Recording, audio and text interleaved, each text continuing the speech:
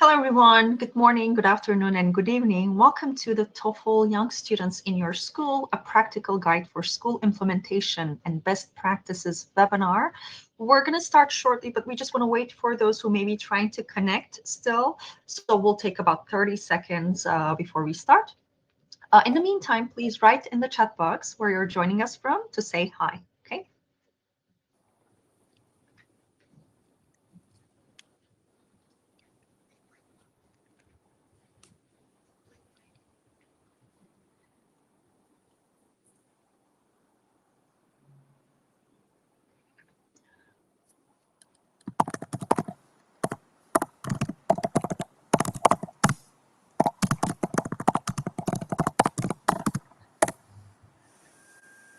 Hi, so we have Esma here joining from Izmir. Hi, Esma. It's very nice to see you. Özgen is joining from Sardinia, from beautiful Italy. Hello again, Esma. All right, so I think it's a good time to start now. Before we start, as always, would like to just briefly introduce ourselves. And for this, I'll leave the floor to Özgen. Thank you so much, Sena. So hello, everyone. Good morning, good afternoon, and thank you for joining us today. So my name is Özgen, and I work as Academic Program Director at Goal Testing. I'm based in Sardinia, in Italy. So I have been working with goal testing, mainly with the TOEFL Young Students series, supporting schools, language centers, and educational institutions across various countries in Europe in implementing the assessments and using the assessment data to support teaching and learning. Today, in this session, I'm looking forward to sharing some practical insights, including best practices for implementation, test administration, and different ways institutions can use the results to support both the students and the teachers. So I hope you will leave with ideas that you can apply directly in your own educational context. Clelia? Hi everyone. Good afternoon, good morning. Thank you so much, Sina and Oskin, for inviting me today. I'm Clelia Cibelli. I'm from Italy, from Naples. I have worked in the field of school education for 6 years. I have also worked in an English school as an academic coordinator, and I have collaborated with different schools in English assessment and English language certification exams. Today I will share my personal experience with the TOEFL Young Students series test in Italy. So I hope that you will join this presentation. Mm-hmm. Thank you, Clelia. It's very nice to have you. By the way, this is a webinar that we're having in collaboration with Goal Testing B.V, our partner in various countries. So it's very nice to be hosting this with Özgen and also having Clelia as our guest speaker, who will be basically testifying about how their experience with TOEFL Young Students has been so far in Italy. And I'm Sena Ichus. I work at ETS as a senior ELT coordinator. As an ELT coordinator, what I do is I actually work with teachers offering academic support in ETS assessments. And I'm currently based out of Istanbul, Turkey. I have degrees in ELL and further credentials and micro-credentials in ELT, and I have more than 7 years of teaching experience at university level.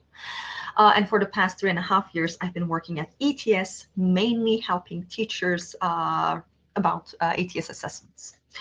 So with this nice little introduction, thank you everyone. I think we can now start our actual content. This is our agenda for today's webinar. First, we're going to be talking about what we'd like to call the assessment gap, the difference between the vision and the reality, what we expect from assessments and what we expect assessment should give us versus what we get from assessments.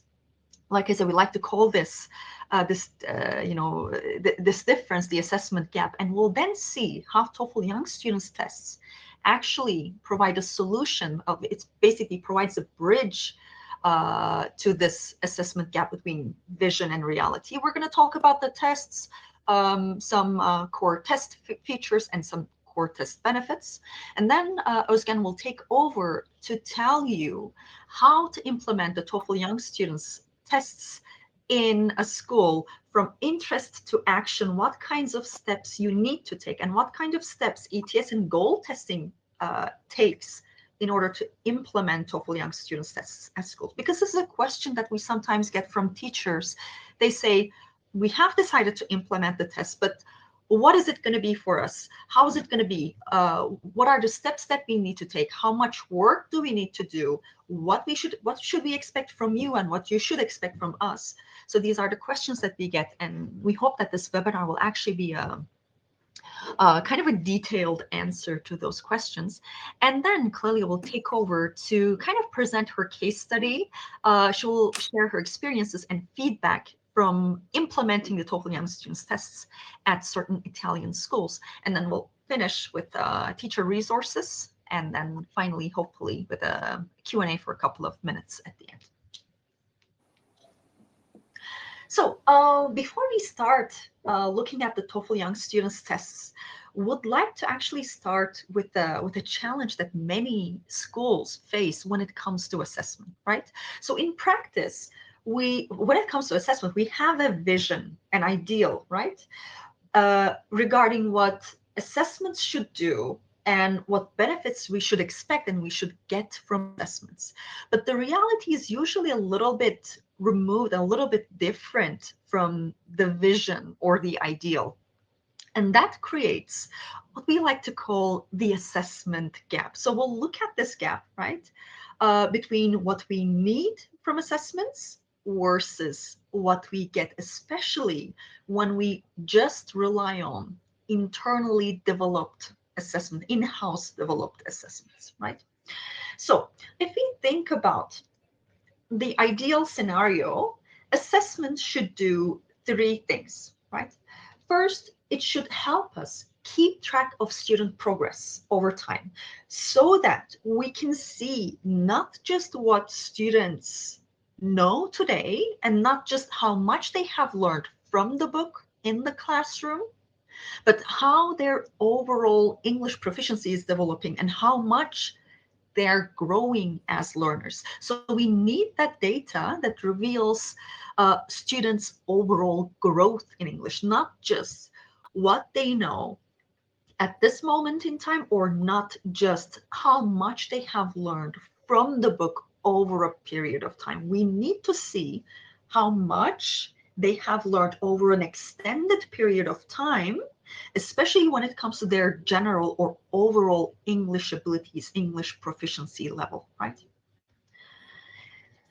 And secondly, assessments should not just assess for assessing sake or assessment's sake, or not just, they shouldn't just help us to keep record of student scores, but results from assessments should actually support teaching and learning by providing information that helps teachers make instructional decisions. So ideally, assessment should not just give us a numerical score, because students take an exam and then what you get in exchange is just a number out of 100. Student takes the exam and gets, 47, 68, etc. And this is just a number that we keep in our records, but this is not the only thing we need from assessments, right? We also need assessments to show us students' strengths and their areas of improvement so we can use this data to inform our instruction to support learning in the end. This is what we need from assessment, not just a number for our records and not just a number to show on their reports, but actual information about their abilities, about their needs, so we can inform our instruction accordingly. And finally, assessment should provide us credible and comparable evidence of students' abilities. In other words, assessment should be based on objective measures and some external benchmarks so that we know the results are reliable. And especially with young learners, maybe it depends on teacher to teacher, but I think this is very important. Assessments should also be low stress and age appropriate, like I said, especially for young students. So this is the vision. Okay, this is the ideal, and this is only like a small list, a very like kind of a narrowed down list. We can actually add more items to this list, but this is basically just the general thing that we expect from assessment. Ideally, this is what assessments should give us. But the reality is often quite different from this vision or this ideal. So let's look at it one by one, especially when we look at progress tracking, our first item on the list. At many schools, progress tracking is either not conducted at all, or even if it's conducted, it's usually just an inference that is made by teachers. Basically, at the end of the academic year, just kind of infer or just kind of guess what kind of progress students have made. Many assessments, many exams, and I'm talking about like the exams that we give to students, and these are usually teacher authored exams or the exams that come with our course books, right? You use a course book and it comes with its own tests and exams. So either whether it's a teacher authored exam or whether it's a test that comes with a course book, these tests, exams, assessments, whatever you call them, exam is the best I think term to use for them.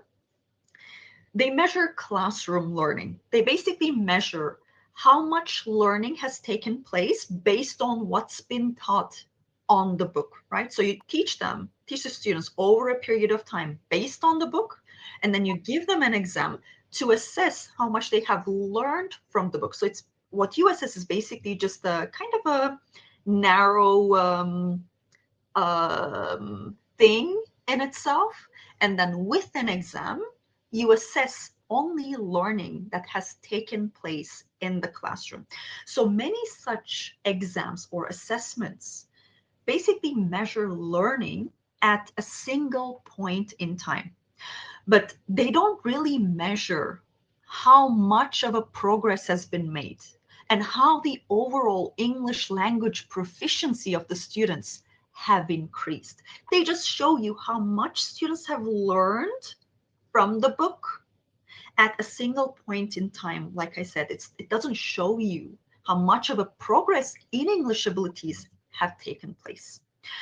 And with such exams, teacher authored or exams that come with the course books themselves, we collect data, yes, but those data points that we collect with regular exams that we administer, they're often disconnected, right? And it makes it difficult to build a complete picture of a student's progress. Yes, we give out exams and we get numerical scores in exchange, but then those are just isolated data points. They don't really show us how much of a progress has taken place over an extended period of time, right?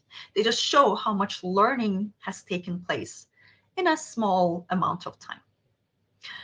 Secondly, again, the reality, like I said, is different from the vision, different from the ideal. When it comes to learning-oriented assessments informing instruction, again, the reality is different here. Assessment results tend to focus on scores rather than what kind of actions need to be taken to improve the students' levels. So teachers administer exams and they again receive a numerical score, but this score does not really tell us as teachers what needs to be done next in the class. It's just a number that we get. We don't really get insights into what we should do next in the classroom to improve our students' English level. So they are usually not translated into action to improve learning. So we don't really have a learning-oriented assessment when we just rely on in-house developed exams or exams that come with our course books. And thirdly, again, with in-house exams, standards, and as teachers, I believe we all know this very well, standards can vary significantly from one teacher to another, from one class to another. Students are often evaluated with against internal criteria and based on what individual teachers think that needs to be evaluated without any comparison to international standards. I'm sure you have at least maybe just one time though, but still have experience. I'm sure that, some teachers are, they tend to write more difficult exams and some others tend to write, much less challenging exams. And again, when it comes to scoring, some teachers to be maybe a little bit more lenient and some others to be a little bit more strict. So you always have the subjective standards when it comes to writing, like authoring exams, and also when it gets to scoring them, especially productive skills, right? I know this like from firsthand experience. I mean, when I was working as a teacher and we did have a testing department and we knew certain people in the testing department were a little bit stricter than others, and some are a little bit more lenient and tend to write less challenging items. So when you just rely on such exams, then you only rely on internal criteria and subjective criteria, right? One more thing, this is relevant to assessments ideally being low stress and age appropriate.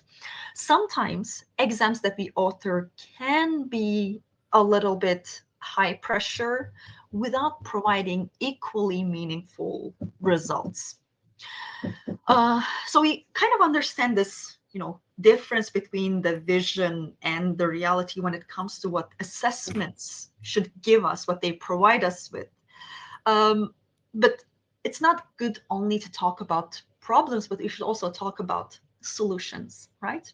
So the question here becomes, how can schools move closer to this vision, to this ideal about assessments? How can assessments provide clearer progress tracking, more actionable insights, and more reliable evidence of proficiency? This is the question that we want to ask you, but we also, luckily, we don't just talk about problems, but we also talk about solutions to them as well. This is where we want to talk about the TOEFL Young Students test, because TOEFL Young Students test actually provides a solution to these problems that are faced by many institutions today. Okay, so let's then look at TOEFL Young Students tests a little bit. We're going to talk about the tests in general and the core features and benefits of the TOEFL Young Students test for those who may not be familiar with this test family. So TOEFL Young Students tests are not just it's not just a test set or a test family, but it's basically a system for English program success at K-12 institutions. It's a structured and a heavily research-based system that enables schools to measure, understand, and improve English learning outcomes. So we always say it's not just a test, not just a single test that you administer. It's a system that makes student progress visible. It gives you very meaningful data about your students. When your students take the TOEFL Young Students tests, you can see a very, very clear picture of where your students stand in their English proficiency and how much progress they have made over an extended period of time. So you get this very meaningful data, and based on this data, you can make informed decisions about your instruction, about your course books, about your curriculum, which will lead to better outcomes for your individual students, for your classrooms, for your English program, and eventually for your institution. And the tests are designed to support both student growth and institutional success. So just want to show you a couple of test features. But before that, again, for those who may not be familiar with the TOEFL Young Students test, I'd just like to show you this little visual that shows you the whole TOEFL family of assessments. So the TOEFL, when we say TOEFL Young Students, it's not just one test. It's actually a combination of two test sets. We have the TOEFL primary tests and the TOEFL junior test. The difference in them is there are some differences, but the main difference that you can see here is that they are targeted for different ages and different proficiency levels. So again, TOEFL Young Students tests, the term itself refers to the TOEFL primary and the TOEFL junior tests combined. And these tests measure the English communication skills of students aged 8 till 16, 17. And I believe, Özgen, correct me if I'm wrong here, in certain cases, it can also be administered for students who are aged 7, right? It depends on the school and the institution, their English language program. So for schools who have bilingual language programs, we have also administered primary, especially the speaking test, at the ages of 7, like starting from 7. But it really depends on the institution and the students' readiness to take the assessments. Yeah, you're right. I think they should have studied English for at least 1 year before they are ready to take TOEFL primary tests. Right. And the tests measure abilities to read, listen, speak, and write in both academic and non-academic situations. And the TOEFL Young Students tests draw from the same English measurement experience as the TOEFL IBT test, for example. But the reason why we say this is most people know the TOEFL family of assessments with the TOEFL IBT test, and they all draw from the same expertise. And perhaps this is the most important thing about the TOEFL Young Students tests, that these tests assure that you have the data that you need and that you can trust to help build a stronger foundation for learning for your students.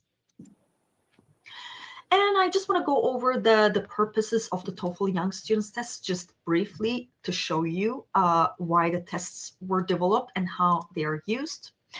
So first of all, you obtain accurate, reliable, and globally comparable information about your students' abilities and their proficiency levels with TOEFL Young Students test. So it's not, something that we can do just with in-house developed assessments or just with assessments that come with our course books, but basically TOEFL Young Students tests allow performance to be interpreted against internationally recognized standards rather than just local benchmarks. They help us identify test takers' strengths and their areas of development in English. They can be used for placing test takers in English language programs or classes that are matched with their level appropriate instruction. So they can be used again. I mean, this is another purpose for why they were built. They were built to also serve as placement tests. And perhaps this is the most important use for TOEFL Young Students tests, that they help us measure and monitor student progress over time to gauge learning and to also see changes in proficiency levels. There are actually a lot of institutions worldwide that use TOEFL Young Students tests specifically for this purpose. And they come with very detailed performance feedback, including can-do statements to tailor your English instruction accordingly, basically for your individual students, for your classes, for your level, and to also guide conversations with parents.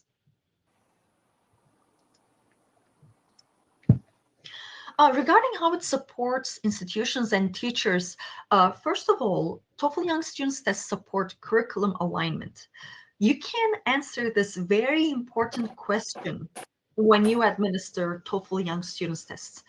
Basically, when you administer it, you can see if what you cover in your curriculum is aligned with international benchmarks, or is your curriculum, if your curriculum is just based on some local benchmarks that you have that are not really aligned with international benchmarks, not really aligned with what you should expect for your students to be able to do in English for their ages and levels. So this is a very, very important point. If you have a curriculum that's in place, and if it seems to be working, but then you still want to see if what you do and what you cover in your curriculum, whatever you have, is actually what you should be doing, then the answer, to get that answer, you can administer the TOEFL Young Students test because it is aligned with international benchmarks. It will show you if what you cover is aligned with international benchmarks and standards, or if it's not aligned with them.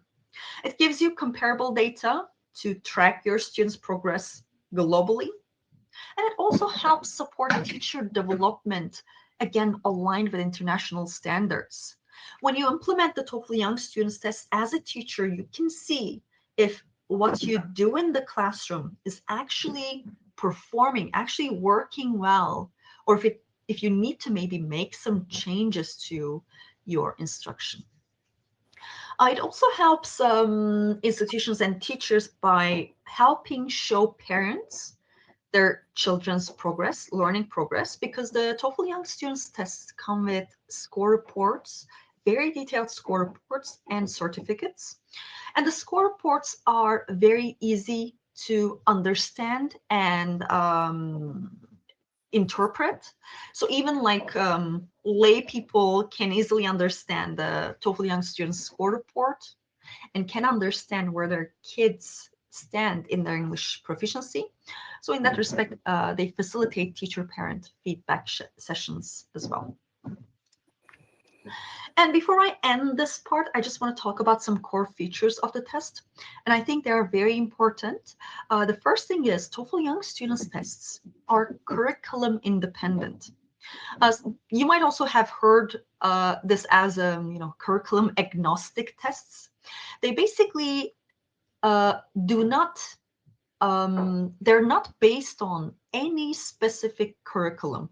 Similarly, they're not based on any specific course book or textbook. So if you want, when you want to administer TOEFL Young Students tests for your students, you might actually think, well, do I need to change my curriculum, or do I need to change my course book and instruction to prepare my students for the test? We always say this, that you don't have to make any changes to your curriculum. You don't have to make any changes to your textbook, any changes to your instruction. And we even suggest keeping things the same. Don't make any changes. Administer the tests. And then based on test scores, based on the results, you will see if you need to make changes to your curriculum, maybe your course books and your instruction. So they're totally curriculum independent. They're not based on any curriculum, and you don't need to prepare beforehand by changing your curriculum or your course book or anything that you do in your classes. Just maybe focus on communication strategies and you will be good to go. The tests are also developmentally appropriate, which is another important thing. Very young students take these tests from ages 7, 8. They're very young students. So when you give them an assessment, this assessment should be developmentally appropriate for them. It should be neurologically appropriate for them. So all the task types in TOEFL YS, all the text types, the topics, the scaffolding, even the use of visuals, they are appropriate to their developing brains. This is, again, something, as teachers, I always say this, we can write great exams. But when it comes to a point where you need to make sure that your exam is appropriate for your students' developing brains, they're like basically neurologically, psychologically, we don't have the necessary measures, the necessary means to make sure that we can create such assessments. But we know, and research shows us, that the TOEFL Young Students tests are developmentally appropriate for very young students. And obviously, they provide objective external measure to evaluate student progress and the effectiveness of your school program, of your curriculum, and of your instruction. So in that respect, it provides evidence for teachers, for school administrations, and for even parents. It really works well when you need to show parents that their kids are learning, they're improving in English, and you actually have data in numbers, in detailed feedback to show them how much of a progress their kids have made over an academic year. And finally, we already said that you can inform placement decisions, and you can also inform your learning group decisions with TOEFL Young Students results. In young learner groups, you can observe various differences in students' abilities. You can have very mixed groups, very heterogeneous groups. So when you implement TOEFL Young Students tests, the scores can show you what you need to do for different levels in your classes, or if you want to inform your, differentiated instruction decisions, you can again rely on TOEFL Young Students results. And I have just a couple more points about TOEFL Young Students tests. The tests focus on real communication skills.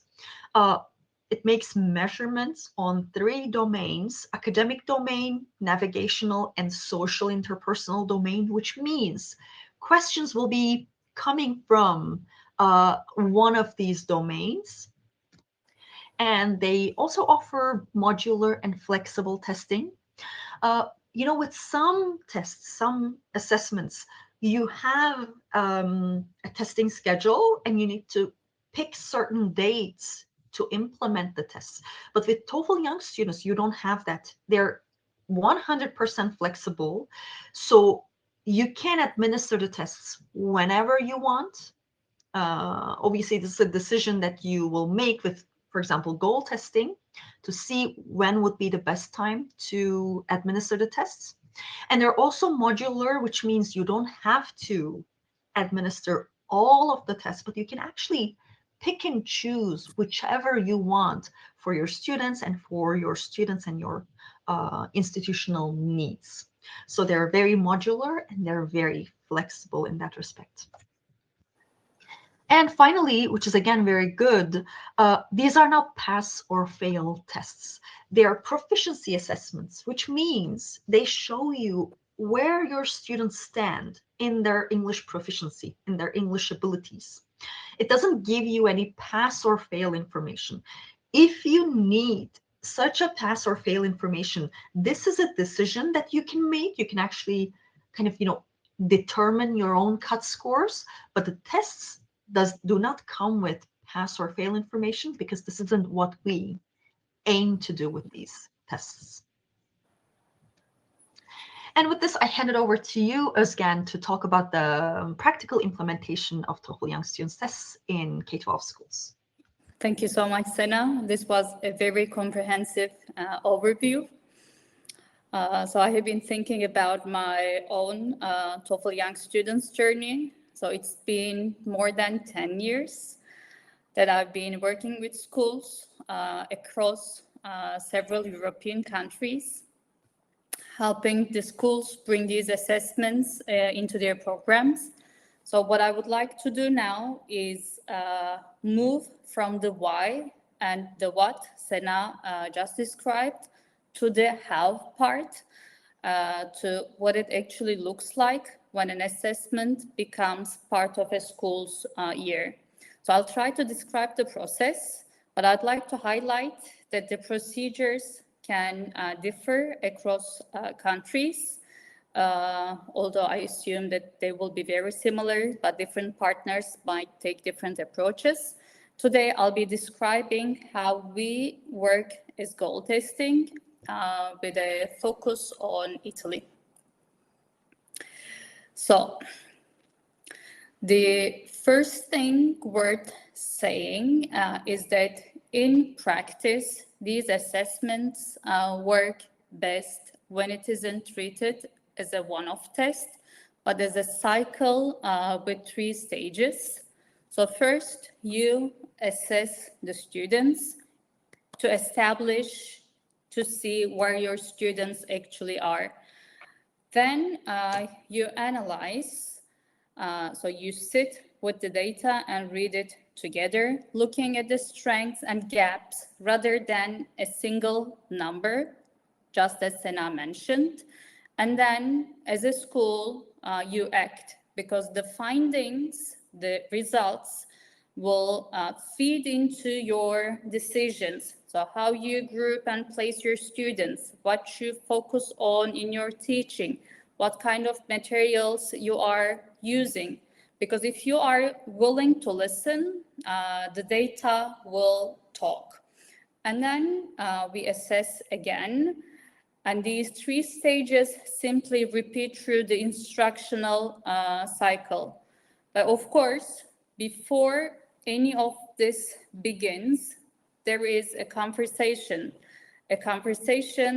with us as the partner and the school, a needs analysis and an introduction to the whole system, so that the assessment cycle is tied to the school's own goals and needs right from the start. So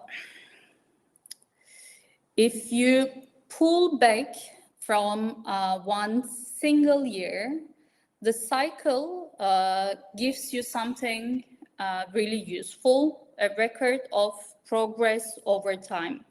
Imagine a 3-year middle school, as it is the case in Italy. Let's say that you would have a baseline assessment right at the start of the middle school, so year 1, and then a measure at the end of each year. So at the end of year 1, at the end of year 2, and at the end of year 3. And because every one of those points reports the same things, a scaled TOEFL score, a CFR level, a Lexile measure, students' strengths and areas for improvement, you can compare them directly. So you're not looking at separate single snapshots anymore. You are looking at a line which shows how a student or a whole class is moving year on year. And for us, that's really where the value is, not in any one single score, but in the direction of the travel. So one score tells you where a student is today. That's the starting point. That's the start of our conversation. But the line tells you whether they are moving, how fast, and in which way. And that's a much more useful thing to know. It matters mainly for 2 reasons. The first is simple. When the line is going up, you've got proof that what you are doing in the classroom is working across different skills for different students. And that's actually something you can show to the parents and to your leadership. It's an objective measurement, internationally benchmarked score, not your impression of the student's proficiency.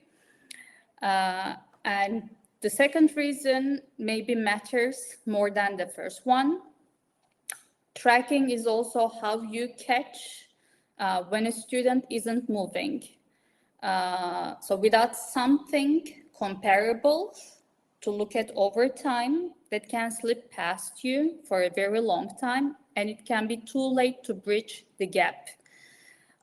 So when you catch it in the right time early on, you can step in with extra support, regrouping, changing your materials, your support system, bring in more resources, or just sit down with the student and the parents before a small gap turns into a big one.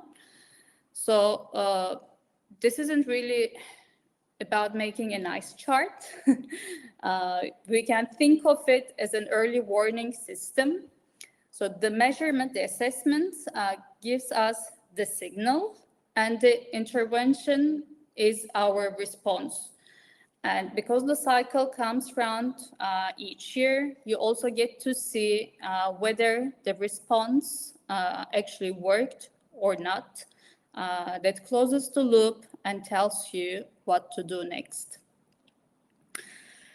So let's get into how a single administration actually works. And schools who are starting new, they usually have lots of questions and worries about this.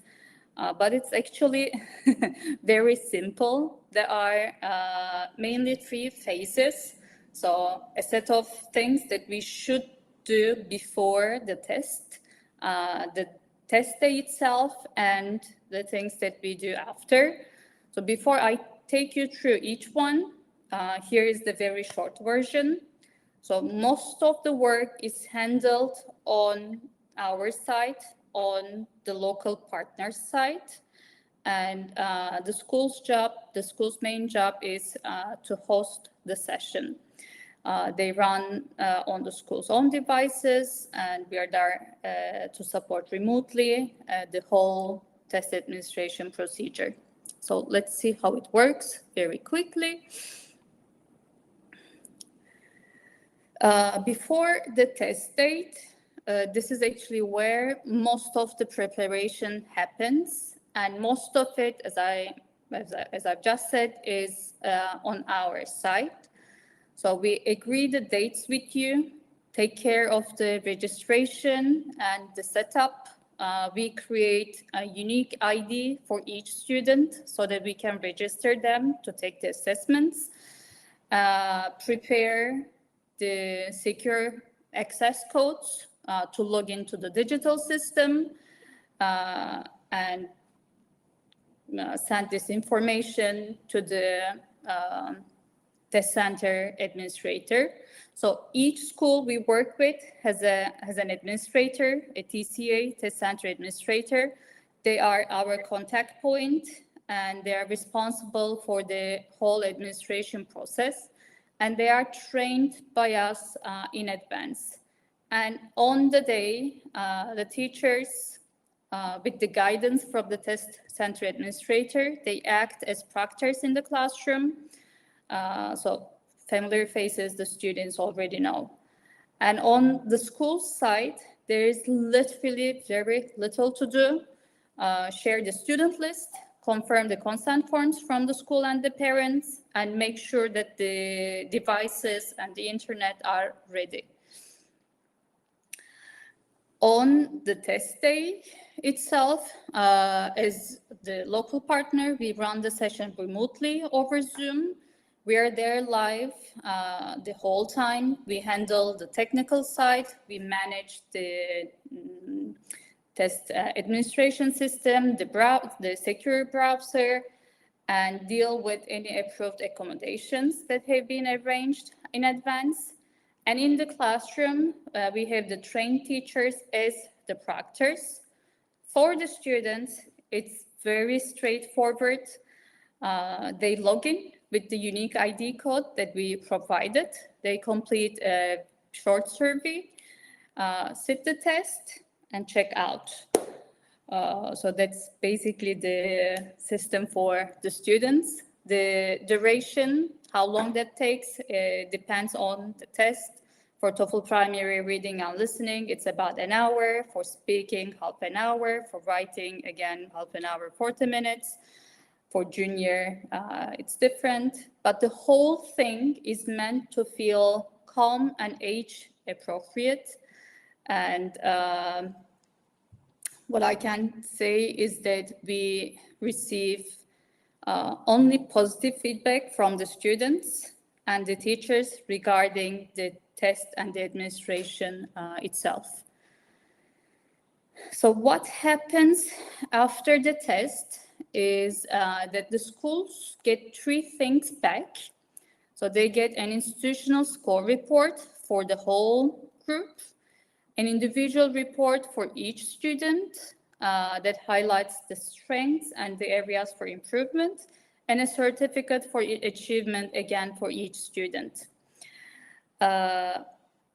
So a report is only as useful as your ability to read it. So part of what we do is help the school, the teachers, make sense of the data through teacher training programs, workshops, because the numbers don't mean much on their own, they're just numbers. The value is in knowing how to read them and understanding what to do next. And as Sena mentioned, there is no pass or fail here. Every result comes as a scaled score, a CFR level, and a Lexile measure. So it isn't really a verdict on a child. It's more like a picture of where they are. And what the school then does with that picture is really the whole point. So tracking progress over time, deciding how to group the students and where to focus teaching, shaping the curriculum, having honest, grounded, evidence-based conversations with parents backed by something like more solid than impressions. But this whole thing depends on the school, their needs and their objectives. So it's really very specific to the schools and their needs. So as goal testing, we also provide test history for the students. So this is a real example from a middle school student in Italy, tested twice during the school year. So at the top, we've got the result in a table, and underneath the same information turned into progress. So reading went from A1 to A2, listening went from below A1 to A2, the Lexile measure from 125 to 325. So at a single glance, we can see that this child is moving. So the first administration was in January, the second one is in May, and this is the progress that this child has made over these two administrations. So every student gets a document like this one. It's their own test history, building up over the years and across the different tests they take. And of course, the school gets its own version, a progress report for each class, broken down by sections and skills. So as a school, as an institution, you have the picture at both levels, the individual child in front of you and the class as a whole.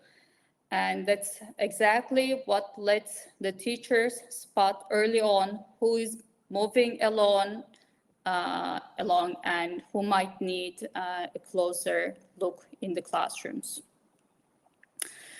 So that's like more or less the process, but probably at this point, the most useful thing is to hear what it actually looks like once you are inside a school. So let me hand over now to Clelia to talk about her experience and observations from the classrooms there. Okay, thank you so much, Ozgen and Sina. Okay, we have been introducing the TOEFL Young Students series tests in Italy, in the province of Naples, for about 2 years.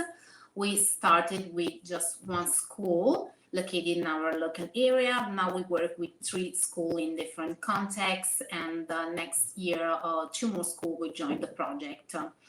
I decided to present this test to Italian school because I strongly believe that it perfectly meets the Italian, the need of Italian school. We started the first year with the TOEFL primary step 1. This year we have introduced the TOEFL primary step 2 and the TOEFL junior because we started working with a secondary school. The idea of using these tests came from a specific need from the first school we worked with.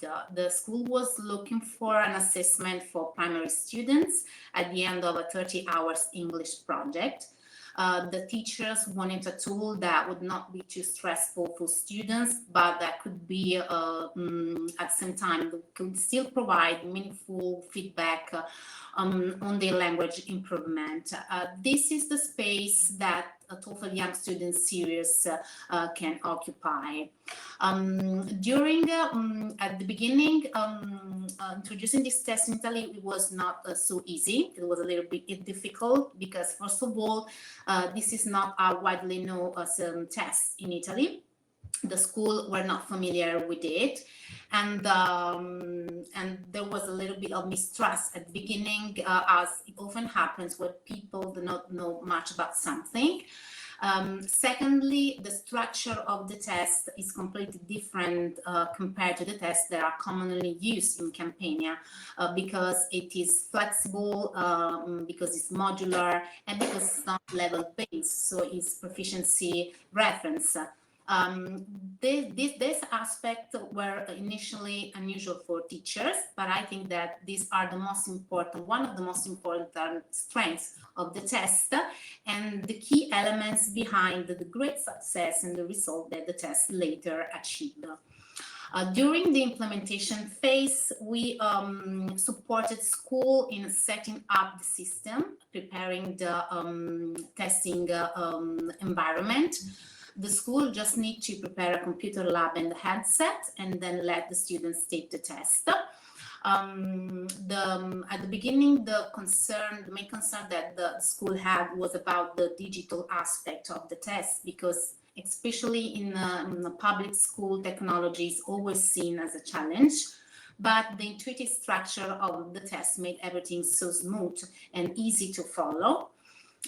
In fact, as the school became more familiar with the test, with the organization, the administration of the test, they gradually became more satisfied with the process. Also, the constant presence of the technical support, technical team from Goal Testing throughout the exam is really encouraging. Another important thing to mention about the test is the possibility to test many students at the same time. So this reduces the stress for the teacher, for the school, and for the families. And for the students too. For example, in one primary school, a teacher told us that the students who are usually anxious during this kind of tests were much more relaxing during these texts. One student even described it as less than an exam, more like an activity. Another student from a secondary school during his junior test told us that it was really easy to follow, that when the test started, each step flows so naturally in a consecutive way. These are the kind of feedback that were and are still are so valuable for us. At the end of the test, students themselves were very enthusiastic, and as they realized that the whole experience was simpler and more straightforward than they expected at the beginning. After the testing phase, the feedback that we received were very optimistic and positive. One of the most important piece of feedback that we received concern, as I've said, the flexibility of the test. It allowed us to create a tailored solution for different educational needs to fully personalize each student's learning path. Another important element was the test is not level-based, so as I said, it's a proficiency reference. These reduce pressure on students' expectation. They are not focused anymore on failing or reaching a specific level, but they are just focused on doing the test, and they will receive a score on their performance. This makes the test as a starting point, not a final destination, something that teacher and students can work on together throughout the learning process.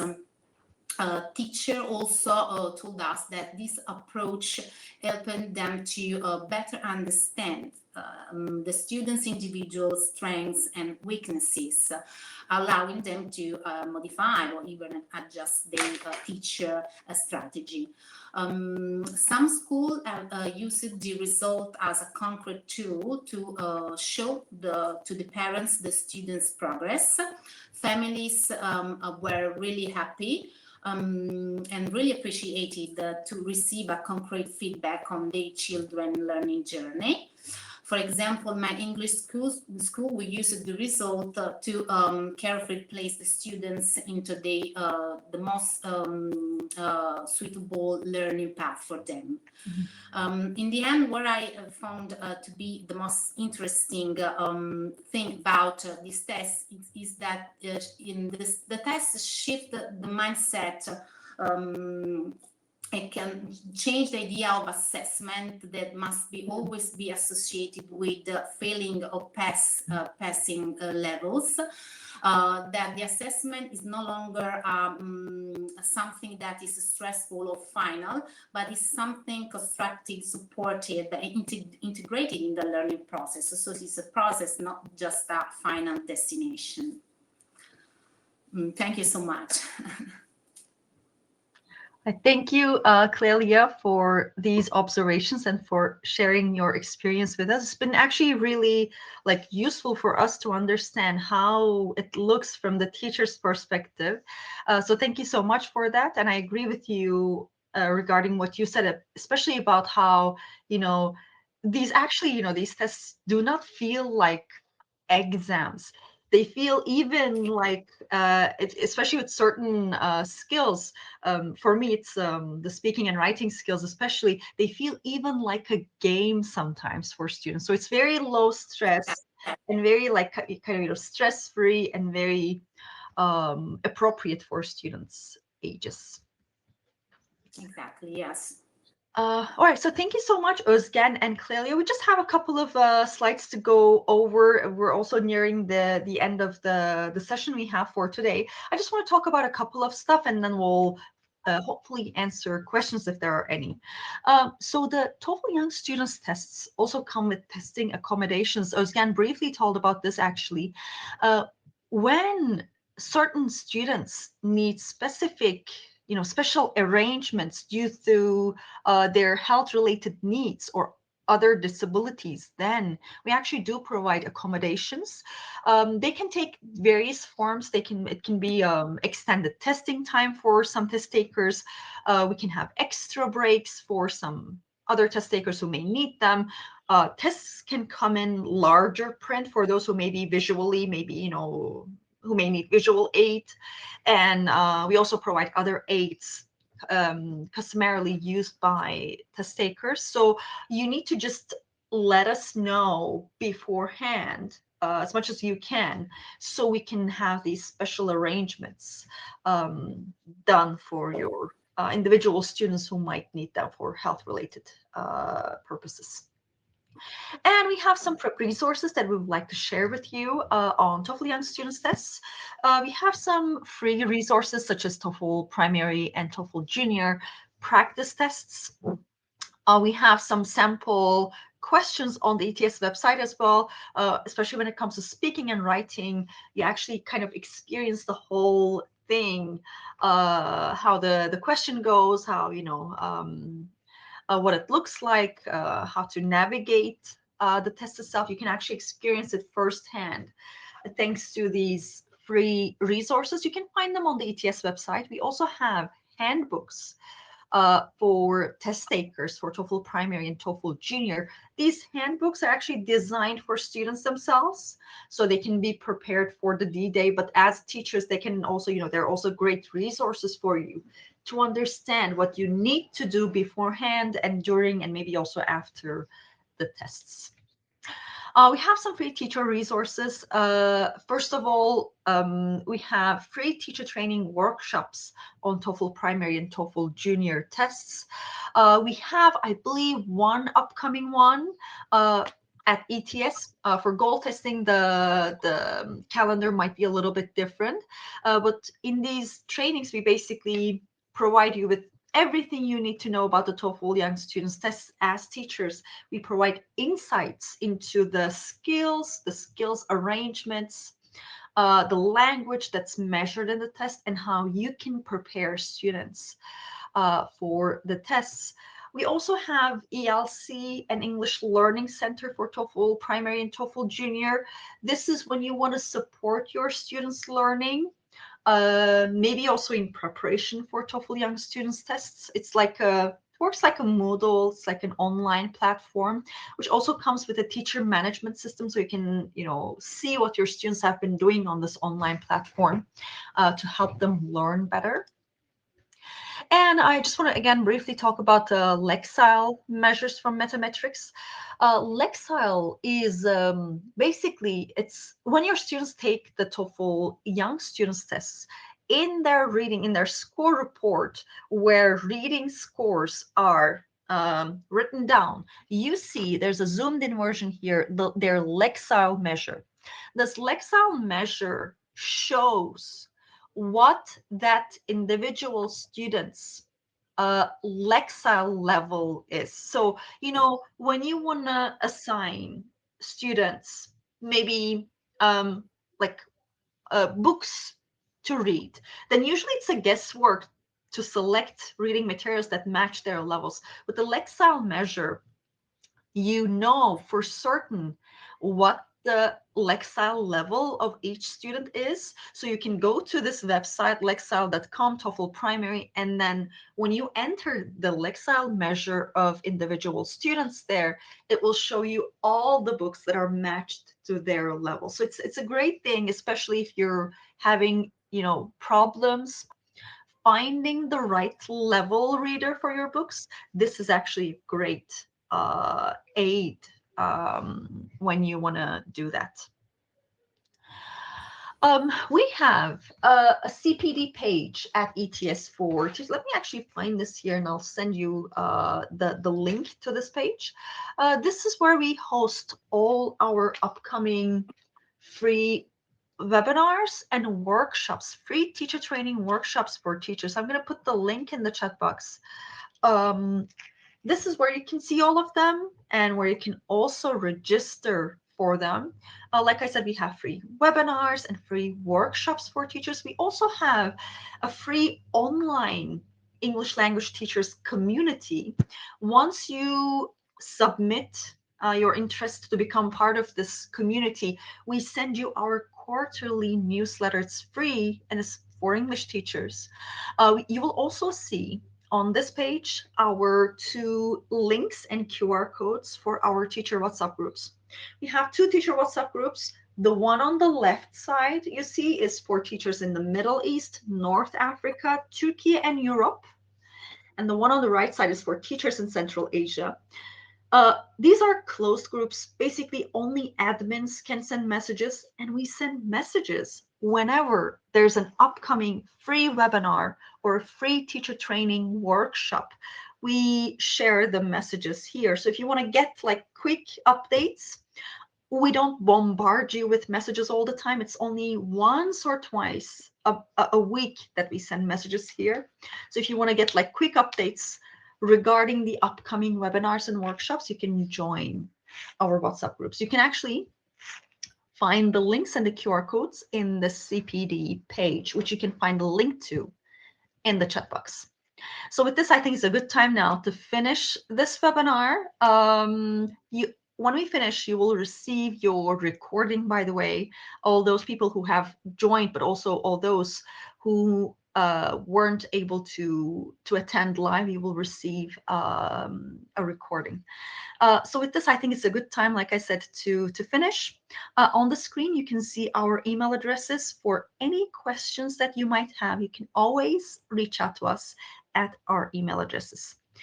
So thank you so much for joining us today. I'll let the floor to Özgen and Clelia to let them say their final goodbyes, and then we'll call it a day.